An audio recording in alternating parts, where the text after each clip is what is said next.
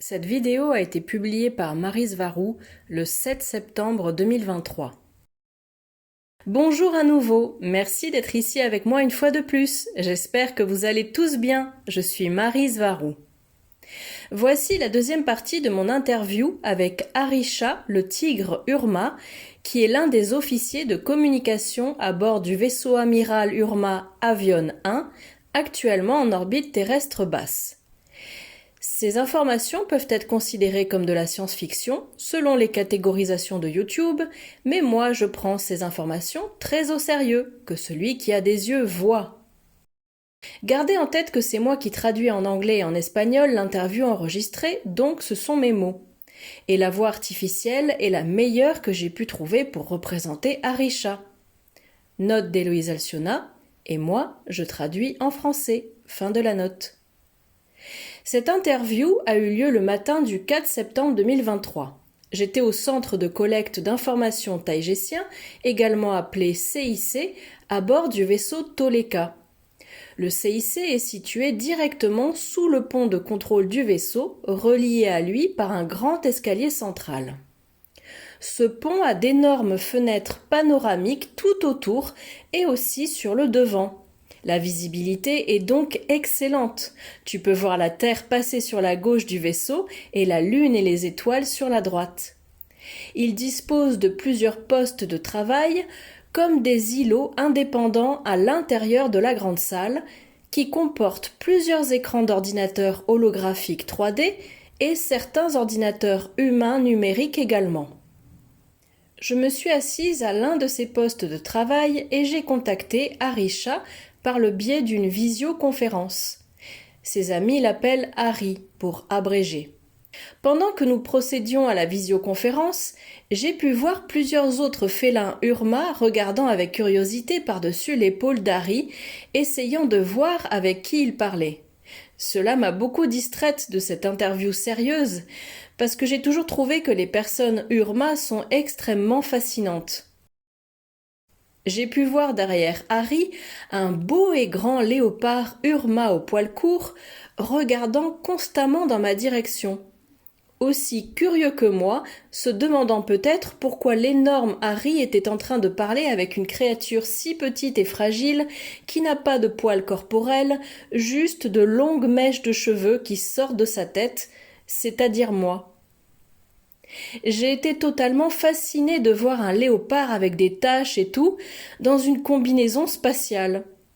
Alors que nous avancions dans l'interview, tout à coup, j'ai remarqué 2 doigts de léopard, avec les griffes et tout, qui apparaissaient derrière la tête du tigre Harry.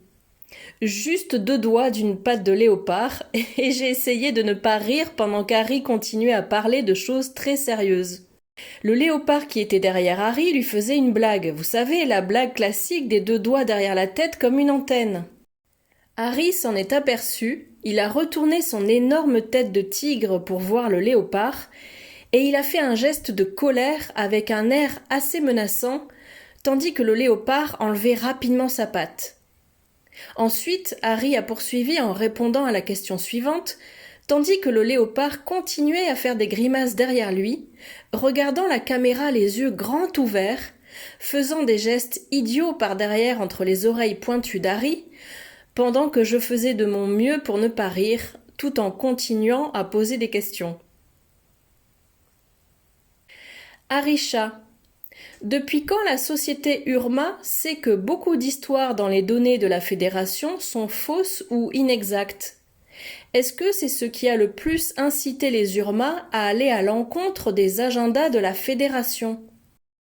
Je ne sais pas exactement depuis quand, mais pour autant que je sache, nous avons toujours su que la Fédération, bien qu'elle soit née avec de bonnes intentions, est devenue trop grande et trop puissante, et dans de nombreux cas, cela engendre de la corruption.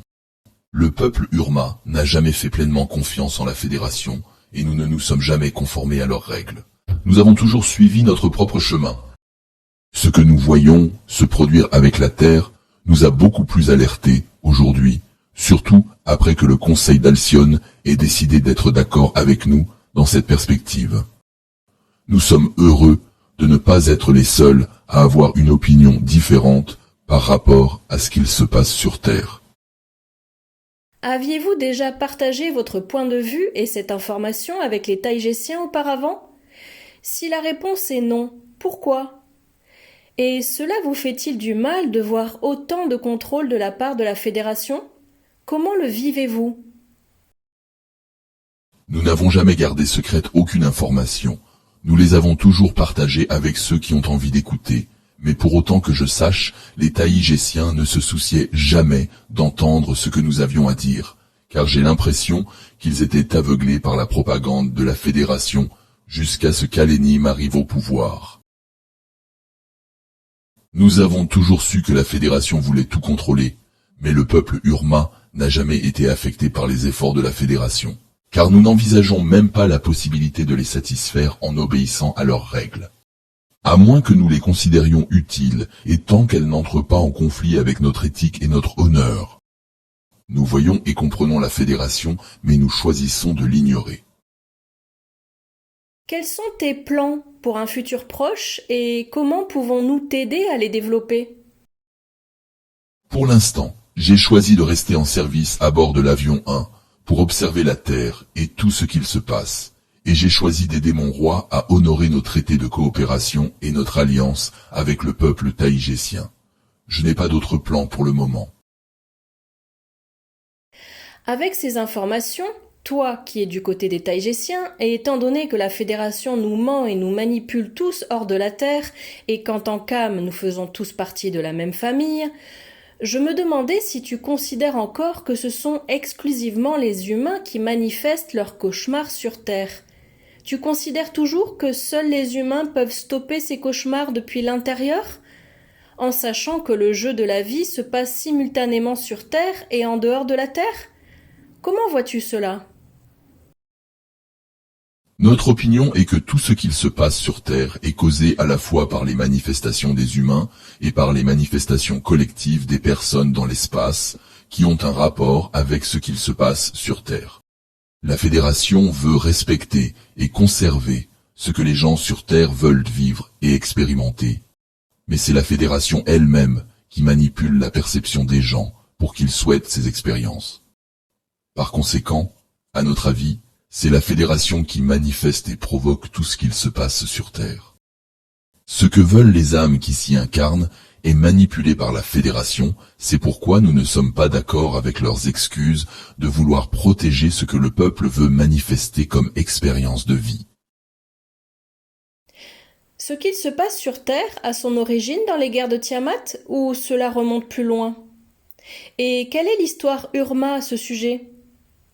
Quelles sont, selon toi, les raisons pour lesquelles la Terre reste une planète ferme à humains, comme peut-être l'était Alfrata? D'après ce que mon peuple sait, la Terre est sous le contrôle de la Fédération depuis que celle-ci a été fondée, et les guerres de Tiamat sont le résultat d'un conflit entre deux factions de la Fédération. L'une était une des factions qui ont occupé la Terre pacifiquement, et l'autre était une faction qui avait coopéré avec le groupe d'Orion, et qui est arrivée sur Terre avec des intentions hostiles, s'emparant de la planète et éliminant les occupants inférieurs de la Fédération, jusqu'à ce que leur renfort arrive. Alors ces deux grands groupes se sont affrontés violemment dans une grande bataille qui a fini par détruire une planète, Tiamat, et en dévaster d'autres, Mars, la Terre, Vénus. Les Urma n'ont eu rien à voir avec cette guerre. En fin de compte, les planètes Alfrata et la Terre restent deux endroits où l'on peut avoir une expérience de vie, la Terre étant le niveau expérientiel le plus difficile. Mais bien que nous acceptions, depuis le point de vue le plus expansé, que toutes les âmes savent ce qu'elles font, depuis une perspective moins expansée ou inférieure, la Fédération contrôle ce que veulent ces âmes. Et bien que la Terre soit maintenue telle qu'elle est par la Fédération, parce que c'est un endroit où les âmes peuvent apprendre à contrôler ce qu'elles manifestent pour elles-mêmes, il y a de meilleures façons d'y parvenir. Le fait que la Fédération présente ce côté sombre, tout en demandant des détails sur la raison pour laquelle la Terre demeure en constante agitation, nous fait vivement soupçonner qu'à un certain niveau, elle est gérée par le même type d'êtres égrégores sombres que ceux qui influencent et provoquent le même genre de problème depuis l'intérieur de la Terre et qui, de manière manipulatoire, cacheraient leur présence aux membres de la Fédération galactique. C'est en partie la raison pour laquelle nous restons ici en orbite terrestre, pour observer de près et être vus ici. Pourquoi penses-tu qu'Alfrata a été libéré et avec quels intérêts cachés aurait pu le faire la Fédération des Planètes Unies? Est-ce qu'elle l'a réellement libéré ou tout cela a été une invention de la Fédération? Quelle est ton opinion par rapport au fait que la Fédération des Planètes Unies ne voit pas d'intérêt à libérer la Terre? Pourrais-tu nous dire ce que mentionnent vos archives historiques au sujet de Phaeton, ancien nom d'Alfrata, et de la Terre? Nous pensons qu'Alfrata était une planète de la Fédération, entièrement contrôlée à l'époque, comme elle l'est encore aujourd'hui, et que sa libération n'était qu'une pantomime, une réinitialisation, un fantasme pour les gens qui vivent là-bas, pour alimenter leur expérience et à des fins manipulatrices. Ils ont effacé leur passé pour recommencer avec une nouvelle création, avec un nouvel ensemble de règles, comme dans une nouvelle réalité, tout simplement parce qu'ils peuvent le faire. Ils l'ont déjà fait sur d'autres planètes, et pour beaucoup de personnes de la Fédération, c'est de cette façon qu'elles accompagnent une civilisation du niveau pré-industriel jusqu'au niveau interstellaire. Les réinitialisations de civilisation n'ont rien de nouveau, comme nous pouvons le voir avec Alfrata. Et la libération de la Terre n'est qu'une farce. La Fédération galactique n'est pas intéressée par le fait de la libérer, car il n'y a rien de quoi libérer les humains, si ce n'est d'eux-mêmes. La Fédération n'en voit pas la nécessité parce que c'est elle qui dirige et contrôle tout ce qu'il se passe sur Terre. C'est elle qui dirige le spectacle, et en effet, c'est un spectacle. C'est pour cela que toute invasion extraterrestre de la Terre ne serait qu'une autre blague manipulatrice. Encore une fois, ils créent le problème pour vendre la solution. Cela ne vous rappelle rien? Nos archives montrent le même passé pour Alfrata que pour la Terre. Les deux peuples ont toujours été sous le contrôle de la Fédération et ont été réinitialisés plusieurs fois dans leur passé, en fonction de ce qui était le mieux pour la Fédération et de ses intérêts obscurs. En regardant le tableau dans son ensemble, dans lequel tout le récit de la Fédération, ou du moins une grande partie de ce récit, est manipulé, selon vous les Urma, quelle serait la meilleure façon de procéder concernant la Terre, si vous pouviez en prendre le contrôle? Si le peuple Urma pouvait prendre en charge la Terre, ce que nous ferions d'abord serait de retirer toutes les forces de la Fédération galactique pour qu'elles n'interfèrent pas. Ensuite, nous neutraliserions toutes les forces militaires sur Terre pour que les seigneurs suprêmes et leurs entités obscures ne puissent pas riposter. Et nous pourrions le faire sans violence. Tout ce que nous avons à faire est de rendre hors d'usage tout le hardware, c'est-à-dire toutes les pièces du système, et cela peut être réalisé facilement. Et en suivant des scénarios simulés et prévus à l'avance, toutes les forces militaires de la Terre seraient neutralisées et prises en charge en quelques heures. Ensuite, nous prendrions le contrôle de tous les moyens de communication, par le biais desquels, ouvertement et directement, avec tout le monde qui nous regarderait tel que nous sommes, nous informerions la population de tout ce qui serait en train de se passer et de ce qui arriverait par la suite, et nous dirions aux gens la vérité pure et dure, de manière ouverte et directe. Nous prendrions le contrôle de leurs forces militaires et policières, pour éviter tout conflit inutile, et assurer le contrôle et l'ordre social pendant cette transition compliquée, ainsi que pour garantir une véritable protection de la population. Ensuite, nous guiderions les humains pour qu'ils forment une société holistique appropriée, tout en résolvant tous les problèmes imprévus à mesure que nous avancerions. Cependant, même si tout cela est possible, et même facile pour mon peuple, ce serait une invasion extraterrestre, même si elle était faite dans de bonnes intentions. Donc nous avons pensé à un autre scénario possible, qui serait de prendre le contrôle, mais de rester en grande partie invisible pour les gens, tout en les guidant vers une société holistique, en éliminant chirurgicalement toute l'influence obscure et en nous emparant de leur système de croyances, afin de les utiliser par exemple pour les guider et non pour les opprimer, ni provoquer des conflits et des séparations entre les gens.